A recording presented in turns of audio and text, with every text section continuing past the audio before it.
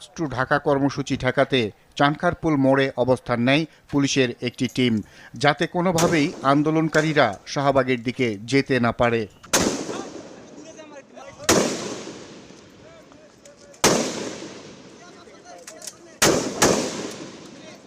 সেখানে পুলিশের ঊর্ধ্বতন এক কর্মকর্তার নির্দেশে পুলিশের 4টি বিশেষ দলকে দেখা যায়।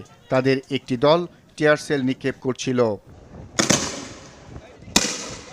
অন্য একটি দল সাউন্ড গ্রেনেড ছুড়ছিল আন্দোলনকারীদের লক্ষ্য করে, আর আরেকটি দল রাবার বুলেট ছুড়ছিল।